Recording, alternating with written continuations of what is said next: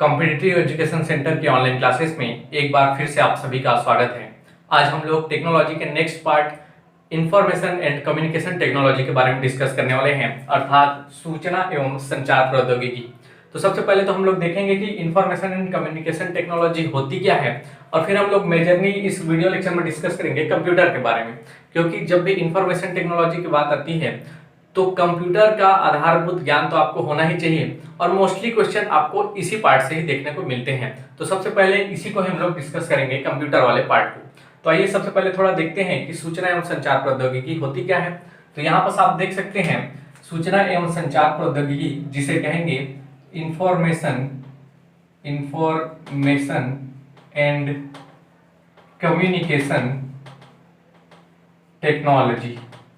ठीक है, information and communication technology. तो यहाँ पास दो वर्ड्स दिख रहे हैं, इंफॉर्मेशन या सूचना, कम्युनिकेशन या संचार। ठीक है, तो सबसे पहले तो यही देखते हैं कि सूचना होती क्या है, यानी इंफॉर्मेशन होती क्या है।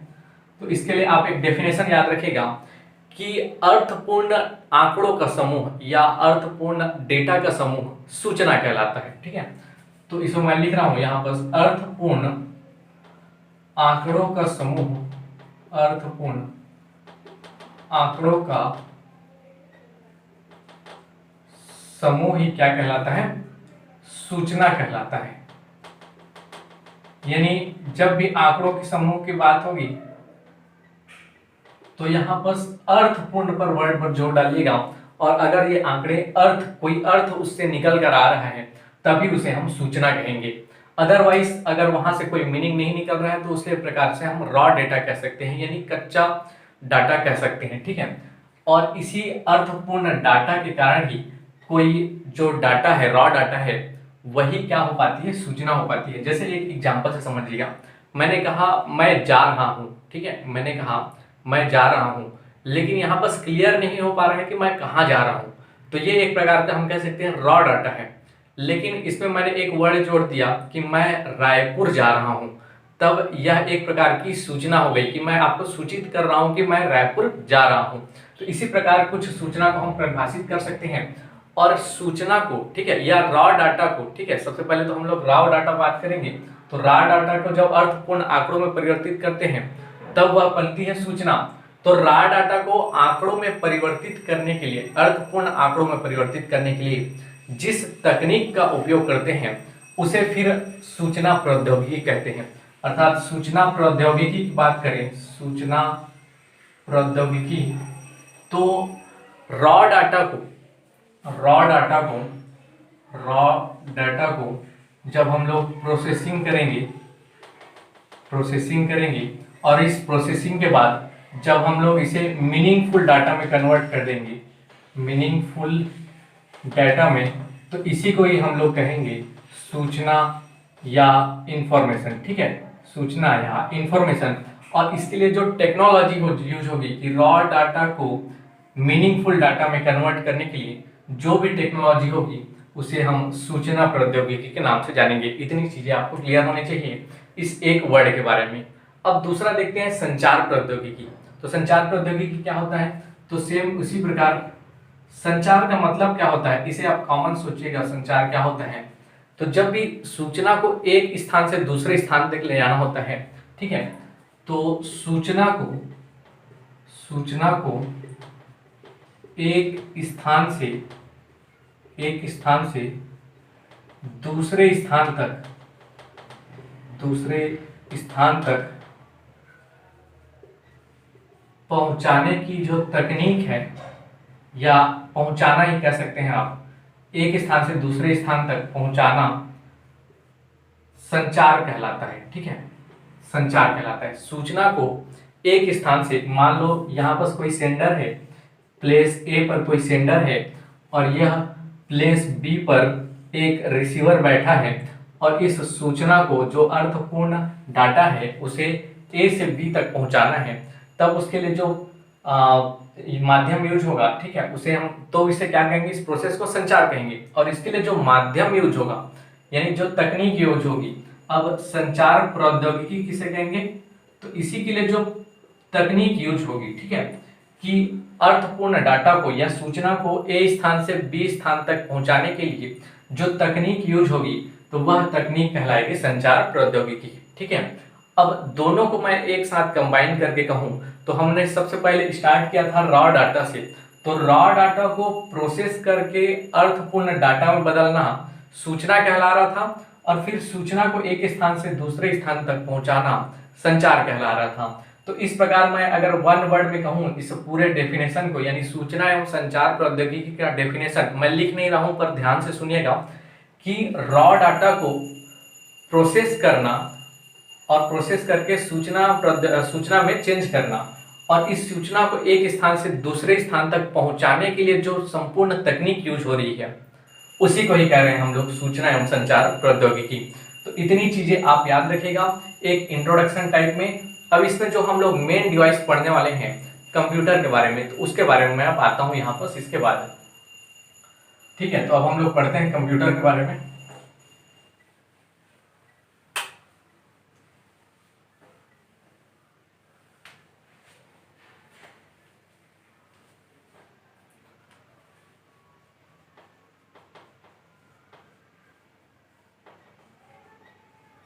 कंप्यूटर, ठीक है, कंप्यूटर की बात करें तो कंप्यूटर का आपको डेफिनेशन पूछा तो नहीं जाएगा, बट आप इस थोड़ा सा यहाँ पर समझने के लिए याद कर सकते हैं। क्योंकि मैं यहाँ सारी चीजें बेसिक से स्टार्ट कर रहा हूँ तो हर चीजें आपको बताते चलूंगा।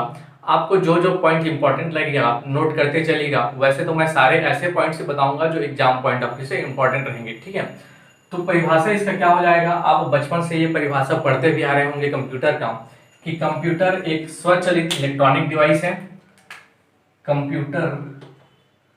कंप्यूटर एक स्वचालित इलेक्ट्रॉनिक डिवाइस है, ठीक है, जो इनपुट के रूप में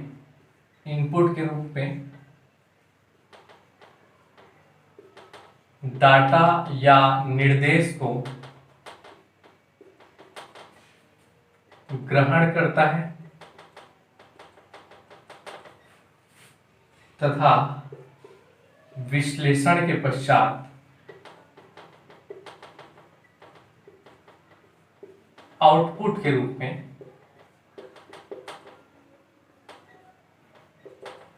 वांछित परिणाम उपलब्ध कराता है।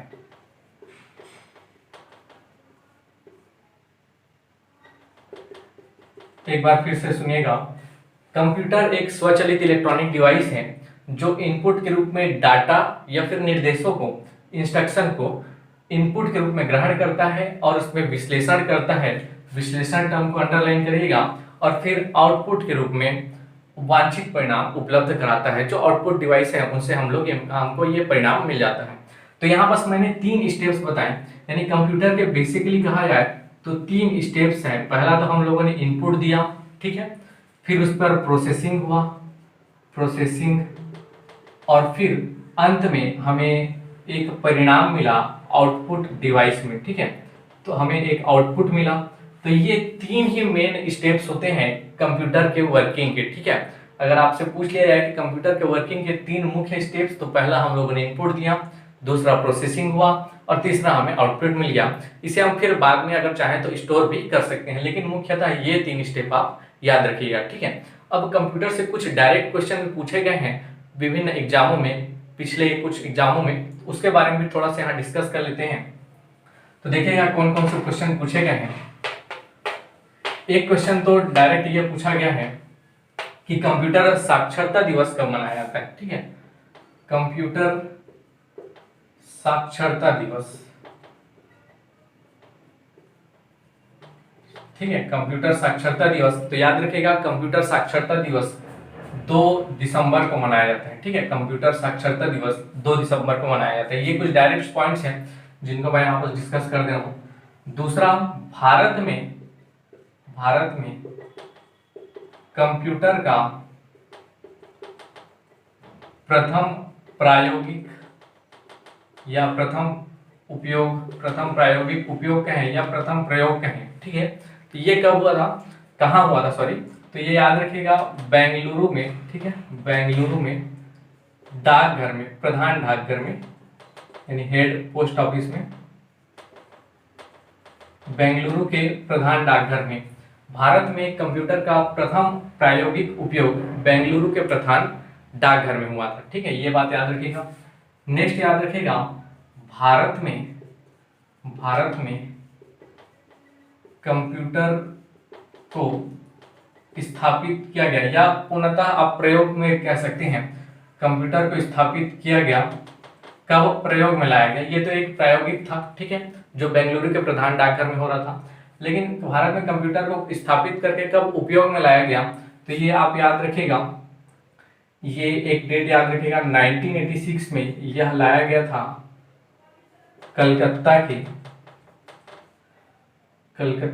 के इंडियन स्टैटिस्टिकल, या हिंदी में आप लिखेंगे तो भारतीय सांख्यिकी संस्थान कलकत्ता। ठीक है, भारतीय सांख्यिकी संस्थान Calcutta, Indian statistical institute Calcutta में 1986 में इसे स्थापित किया गया था। ठीक है, अब देखिए यहाँ पर मैंने बताया कि कंप्यूटर का प्रथम प्रायोगिक उपयोग तो ये बेंगलुरु के प्रधान डाकघर में हुआ था। ठीक है, लेकिन कंप्लीटली यानी पूर्ण रूप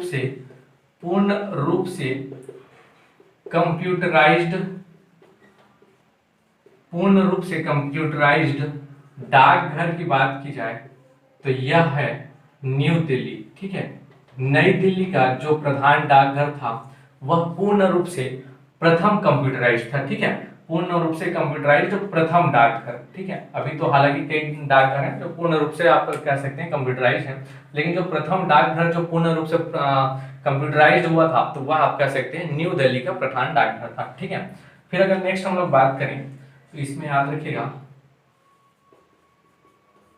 भारत का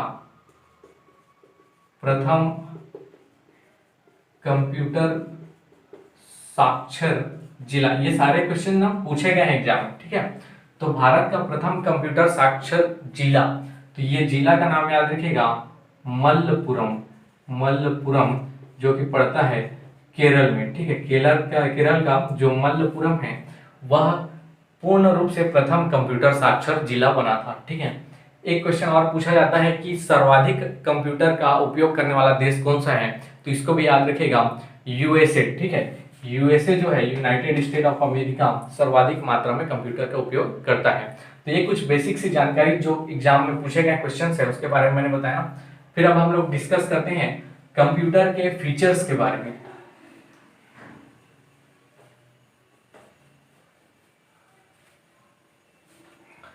कंप्यूटर के फीचर्स के बारे में बात करें तो देखिए कंप्यूटर के कौन कौन सी विशेषताएं हैं, कंप्यूटर की विशेषताएं, यहाँ से भी क्वेश्चंस बनते हैं और किस टाइप से क्वेश्चंस बनते हैं तो ये देखिएगा। तो इसकी पहली विशेषता तो आप याद रखिएगा, इसकी गति या स्पीड। ठीक है, कंप्यूटर की स्पीड इसकी पहली विशेषता है। कंप्यूटर आप जानते हैं कि सेकेंडों में लाखों गणनाएं कर सकता है। एक तो याद रखिएगा, कंप्यूटर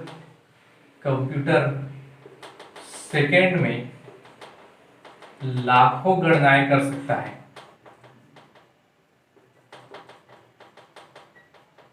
कंप्यूटर एक सेकेंड में लाखों गणनाएं कर सकता है। और वर्तमान अगर कंप्यूटर की स्पीड बात करें, कंप्यूटर की स्पीड की बात करें वर्तमान में, तो यह 10⁻⁹ सेकेंड, या जिसे हम कहेंगे नैनो सेकेंड में गणनाएं करता है। ठीक है, कंप्यूटर की स्पीड की बात करें तो यह 10⁻⁹ सेकेंड या नैनो सेकेंड में गणनाएं कर सकता है। ठीक है, वही बात करें इसकी प्रोसेसर की स्पीड की। ठीक है, जब भी आप शॉप में जाते हैं लैपटॉप या कंप्यूटर परचेस करने तो आप पूछते हैं कि प्रोसेसर कितने गीगाहर्ट्ज का है, तो प्रोसेसर की स्पीड को याद रखिएगा, प्रोसेसर स्पीड को हर्ट्ज में मापा जाता है। ठीक है, प्रोसेसर स्पीड्स को हर्ट्ज में मापा जाता है। ये सारे क्वेश्चन पूछे जा सकते हैं। ठीक है, प्रोसेसर स्पीड की को मापने की इकाई क्या है, तो याद रखिएगा हर्ट्ज है। ठीक है, फिर नेक्स्ट याद रखिएगा, जो डेटा इंस्ट्रक्शन है यानी निर्देशों को प्रोसेसिंग करने की क्षमता के आधार पर इसकी इकाई होती है। यह याद रखिएगा, जो कंप्यूटर है कंप्यूटर एक साथ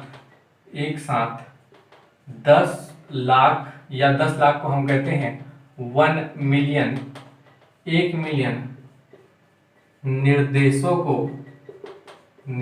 को प्रोसेस कर सकता है। ठीक है, कंप्यूटर एक साथ, याद रखिएगा, 10 लाख या फिर 1 मिलियन निर्देशों को प्रोसेस कर सकता है। तो ये इसकी बहुत बड़ी एक विशेषता है और इसी कारण इसकी यूनिट भी MIPS यानी मिलियन इंस्ट्रक्शन पर सेकेंड है। ठीक है, इसके जो निर्देशों को प्रोसेस करने की क्षमता के आधार पर इसकी इकाई जो है मिलियन इंस्ट्रक्शन पर सेकेंड है। ठीक है, तो ये बात हो गई गति के बारे में। अब इसके दूसरे विशेषता के बारे में बात करते हैं। तो इसकी दूसरी विशेषता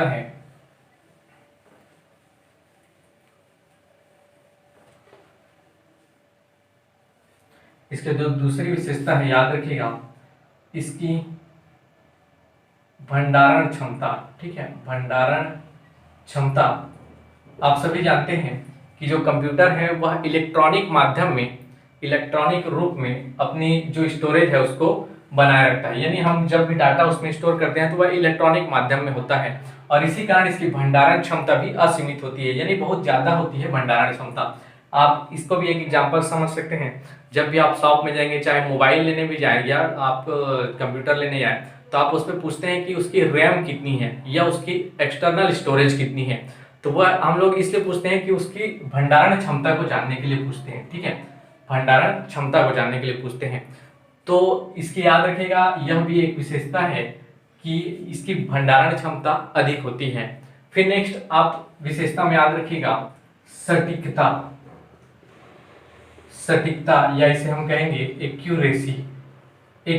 ठीक है, कंप्यूटर जो भी वर्क करता है बहुत ही एक्यूरेसी के साथ करता है। इसमें त्रुटि की संभावना ना के बराबर होती है, लेकिन फिर भी अगर कोई त्रुटि उसमें होती है तो वह या तो मानवीय कारण के से त्रुटि होती है या उसके प्रोग्राम में एरर के कारण त्रुटि होती है। कंप्यूटर अपने से कोई त्रुटि नहीं कर सकता, तो इसकी जो एक्यूरेसी है वह भी इसकी बहुत बड़ी विशेषता है। फिर नेक्स्ट हम लोग बात करें तो गोपनीयता या इसे आप सेक्रेसी भी कहते हैं। ठीक है, गोपनीयता। आप कंप्यूटर में किसी फोल्डर पर या कंप्यूटर में भी आप अपनी फाइलों को गोपनीय रखने के लिए उसमें पासवर्ड क्रिएट कर सकते हैं और यही इसकी विशेषता कहलाती है, गोपनीयता। ठीक है, फिर है रिपीटेटिव वर्क यानी निरंतर कार्य करने की क्षमता। कंप्यूटर, देखिए, आप मानव होते हुए आप बार बार किसी कार्य को करते हैं तो आपको उसमें बोरियत महसूस हो सकती है, उसमें थकान भी महसूस हो सकती है, लेकिन कंप्यूटर को आप बार बार एक ही कार्य को देंगे, रिपीटेटिव वर्क करने की भी इसमें कैपेसिटी होती है। तो यह भी एक इसकी बड़ी विशेषता है। फिर इसमें हम लोग बात करें तो इसकी जो नेक्स्ट विशेषता है क्विक डिसीजन।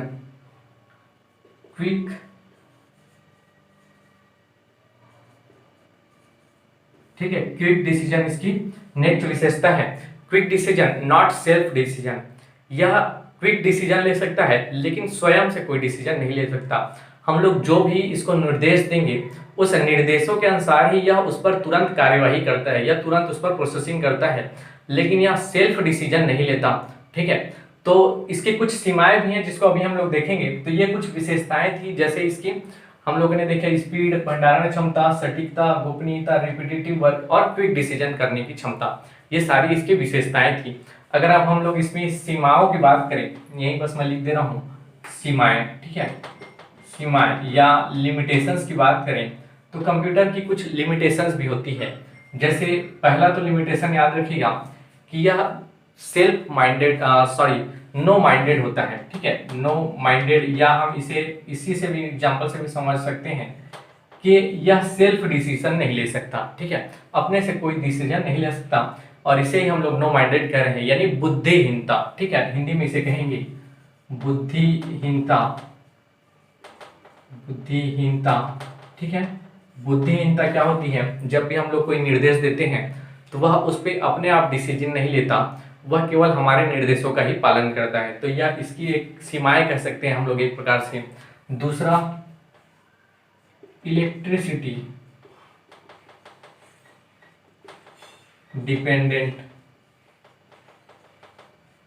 इलेक्ट्रिसिटी डिपेंडेंट अर्थात विद्युत पर निर्भरता, यह भी एक प्रकार की इसकी सीमाएं हैं, क्योंकि बिना विद्युत के इसको हम संचालित नहीं कर सकते। हालांकि आजकल यूपीएस है, लेकिन यूपीएस के लिए भी तो विद्युत चाहिए ही।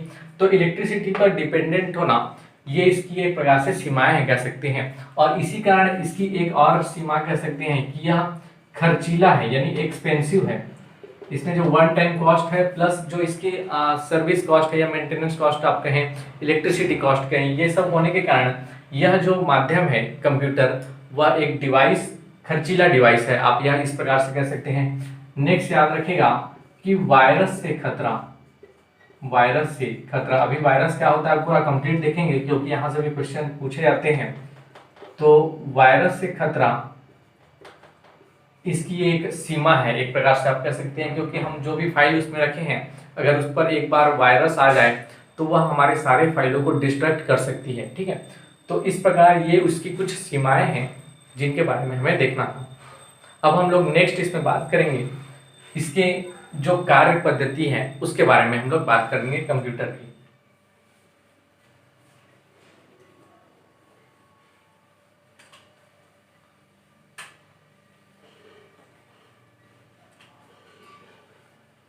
कंप्यूटर की कार्य पद्धति के बारे में बात करें तो जैसा कि मैंने 3 प्रोसेस बताए थे। एक बताया था मैंने इनपुट, यह इनपुट लेता है, ठीक है, फिर उस पर प्रोसेसिंग करता है, प्रोसेसिंग करता है, और फिर प्रोसेसिंग करने के बाद आउटपुट के रूप में हमें परिणाम उपलब्ध कराता है। ठीक है, तो अभी हम लोग इसकी कार्य पद्धति को देख रहे हैं। तो जो इनपुट लेता है वह किसके माध्यम से लेगा, तो वह इनपुट डिवाइस के माध्यम से लेगा। ठीक है, इसके लिए इनपुट डिवाइसेस होती हैं, ठीक है, और जो प्रोसेसिंग होती है वह सीपीयू में होती है, यानी सेंट्रल प्रोसेसिंग यूनिट में होती है। और सीपीयू के भी 3 भाग होते हैं। सीपीयू अगर देखें हम लोग तो 3 भाग हम कह सकते हैं।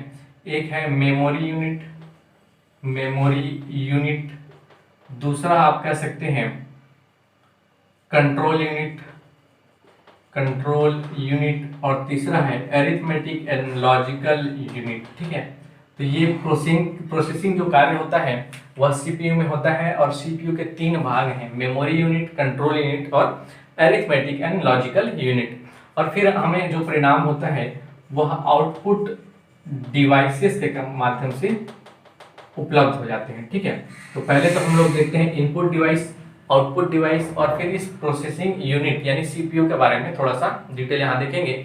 बाकी सारी चीज़ों को डिटेल में आगे आने वाले लेक्चर्स में हम लोग कंप्लीट करेंगे। तो यहाँ पास एक इंट्रोडक्शन पार्ट है कंप्यूटर का, तो इसी रूप में इसे हम लोग देख रहे हैं।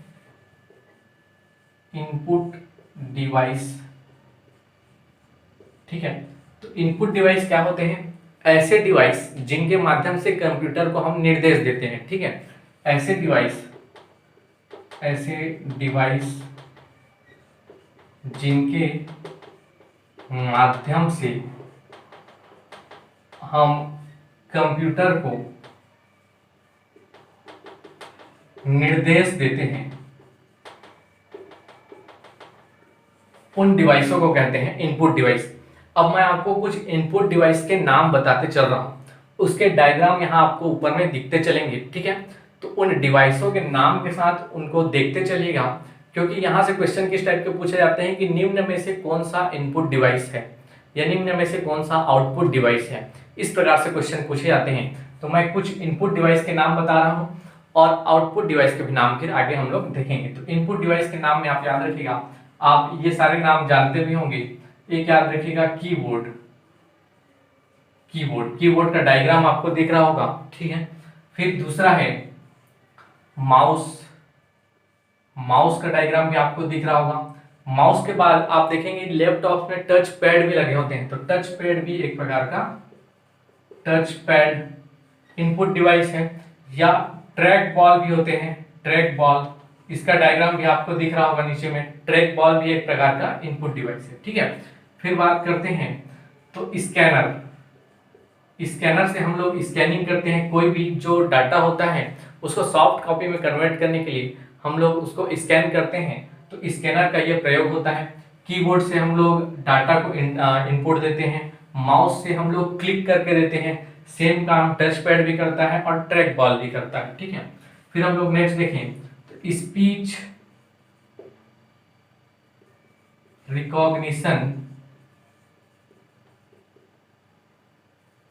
सिस्टम, स्पीक रिकॉग्निशन सिस्टम, ये क्या होता है, तो इसमें हम बोलकर इनपुट देते हैं। जैसे आप लोगों ने गूगल में कभी सर्च करने के लिए बोलकर यूज किया होगा, तो उसी प्रकार का स्पीच रिकॉग्निशन सिस्टम ये भी एक प्रकार का इनपुट डिवाइस है। फिर बात करें नेक्स्ट, तो जो हमारा कैमरा होता है, कैमरा याद रखिएगा, कैमरा जो यूज हो रहा है वह इनपुट डिवाइस है। या आप वेब कैम की भी बात करें, वेब कैम, तो यह भी एक प्रकार का इनपुट डिवाइस है। सेम उसी प्रकार जॉयस्टिक आप लोगों ने बचपन में वीडियो गेम्स खेले होंगे, तो उसमें जो स्टिक्स यूज होता है वह जॉयस्टिक्स कहलाता है, जॉयस्टिक्स, या इसे गेम पैड भी कहते हैं, गेम पैड, ठीक है, जॉयस्टिक्स या गेम पैड, यह भी एक प्रकार का इनपुट डिवाइस है। फिर नेक्स्ट बात करते हैं, तो नेक्स्ट याद रखिएगा ग्राफिक्स टैबलेट, ग्राफिक्स टैबलेट यह भी इनपुट डिवाइस है। फिर नेक्स्ट याद रखिएगा video capture hardware, video capture hardware. फिर याद रखिएगा MIDI कीबोर्ड, ये आपने देखा होगा, MIDI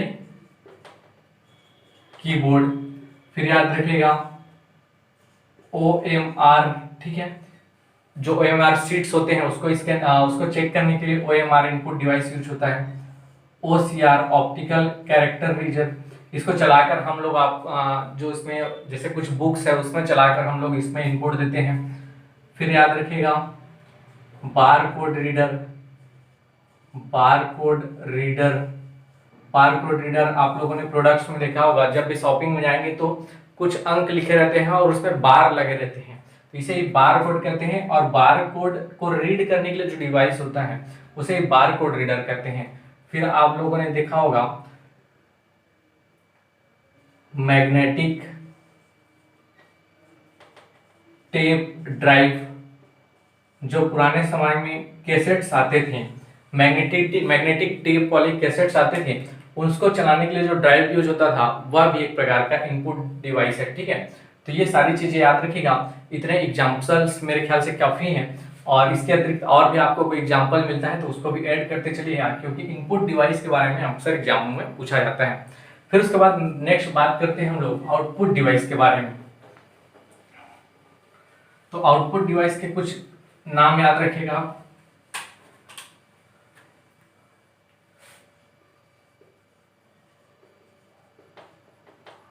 आउटपुट डिवाइस। और आउटपुट डिवाइस किसे कहेंगे, तो ऐसे डिवाइस जिनके माध्यम से हमें वांछित परिणाम, जो भी हम लोग निर्देश दिए हैं उसके अनुसार जो परिणाम हमने जिस डिवाइस से प्राप्त होते हैं उसे हम आउटपुट डिवाइस कहते हैं। और यहाँ मैं डायरेक्ट इनके नाम लिख रहा हूँ, मॉनिटर, और इसी प्रकार मॉनिटर या प्रोजेक्टर में भी हम प्राप्त करते हैं, प्रोजेक्टर, LCD, LED, ठीक है, LCD, LED ये अलग अलग स्क्रीन है, ये सब इसमें भी प्राप्त कर सकते हैं, ठीक है।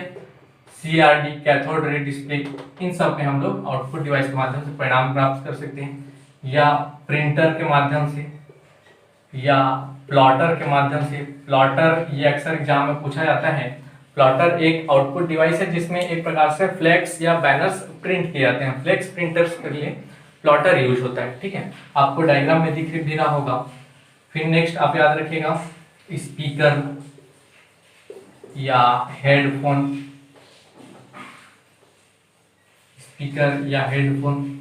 नेक्स्ट याद रखिएगा फिल्म रिकॉर्डर। तो ये कुछ आउटपुट डिवाइस के नाम हैं जो अक्सर एग्जामों में पूछे जाते हैं। तो ये इनपुट और आउटपुट डिवाइस समझ में आ गया होगा। तो आगे हम लोग अब बढ़ते हैं जो हमारा सेंट्रल प्रोसेसिंग यूनिट है उसकी ओर, ठीक है, सेंट्रल प्रोसेसिंग यूनिट अर्थात CPU में। और CPU के बारे में याद रखिएगा, अक्सर क्वेश्चन ये पूछ लिया जाता है, बहुत ही इजी क्वेश्चन है CPU, ठीक है, सेंट्रल प्रोसेसिंग यूनिट। CPU को कंप्यूटर का मस्तिष्क कहा जाता है, कंप्यूटर का मस्तिष्क कहा जाता है, ठीक है, किसे? सीपीयू को, ठीक है। सीपीयू को कंप्यूटर का मस्तिष्क कहा जाता है, यानी ब्रेन ऑफ कंप्यूटर किसे कहा जाता है? सीपीयू को, ठीक है। और सीपीयू में मैंने बताया कि 3 भाग होते हैं।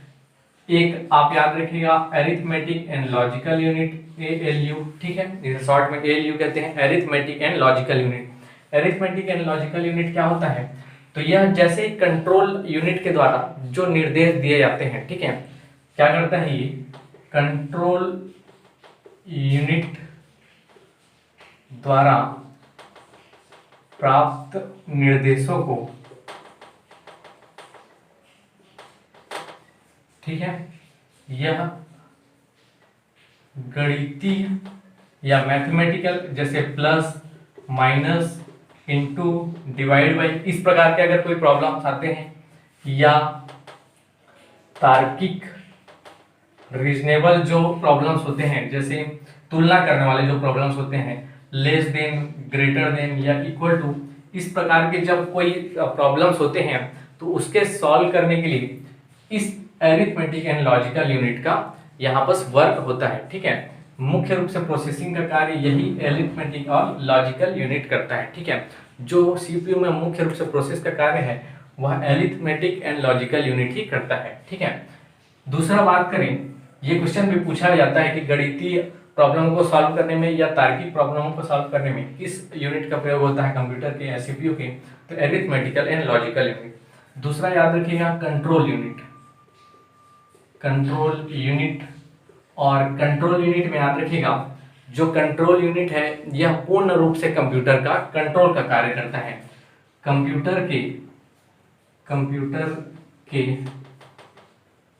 कंट्रोल का मुख्य कार्य जो है वो कंट्रोल यूनिट ही करता है। दूसरा इसके बारे में याद रखिएगा कि कंट्रोल यूनिट ही कंप्यूटर के हार्डवेयर, अभी क्या होता है हम लोग देखेंगे आगे, हार्डवेयर और सॉफ्टवेयर इनके बीच समन्वय स्थापित करता है। कंप्यूटर के हार्डवेयर और सॉफ्टवेयर के बीच समन्वय स्थापित करने का काम यही कंट्रोल यूनिट करता है, ठीक है। और कंट्रोल यूनिट और अरिथमेटिकल लॉजिकल यूनिट ये दोनों पार्ट है किसके? सीपीयू के। तीसरा जो इसका पार्ट है वह कहलाता है मेमोरी यूनिट। और मेमोरी यूनिट के बारे में याद रखिएगा, मेमोरी यूनिट कंप्यूटर का जो भंडारण क्षमता होती है वह इसी मेमोरी यूनिट में होती है। मेमोरी यूनिट में हम लोग उसकी भंडारण क्षमता को, यहाँ पर जो भंडारण क्षमता मुख्य रूप से होती है वह सीपीयू के मेमोरी यूनिट में होती है। और इसको हम 2 भागों में कैटेगराइज कर सकते हैं। इसके हम लोग आगे मेमोरी के बारे में पूरा डिटेल में भी पढ़ेंगे, यहाँ बस मैं शॉर्ट में बता रहा हूँ चूंकि यह सीपीयू के पार्ट के अंतर्गत है। तो एक है प्राइमरी मेमोरी और दूसरा है सेकेंडरी मेमोरी, ठीक है। प्राइमरी मेमोरी में जो डाटा है वह अस्थायी रूप से स्टोर होता है, ठीक है, अस्थायी रूप से स्टोर होता है। और जो सेकेंडरी मेमोरी डाटा है वह स्थायी रूप से स्टोर होता है, तो इतनी सारी चीजें अभी मैं बेसिक तौर पर एक बता रहा हूँ। आगे चलकर मेमोरी के तो हम लोग एक वीडियो में ही कंप्लीट पढ़ेंगे, क्योंकि यहाँ से क्वेश्चन बनते हैं और इस प्रकार के क्वेश्चन खासकर अस्थायी रूप से डाटा किस मेमोरी में स्टोर होता है, तो यह प्राइमरी मेमोरी में स्टोर होता है। इस टाइप से क्वेश्चन यहाँ से बनते हैं। यह वीडियो लंबा हो जाएगा, इसलिए इस वीडियो में केवल इतना ही देखते हैं हम लोग। आगे आने वाली वीडियो में और भी कुछ इंपॉर्टेंट टॉपिक्स हैं कंप्यूटर से रिलेटेड, उसको देखेंगे। तब तक के लिए थैंक यू।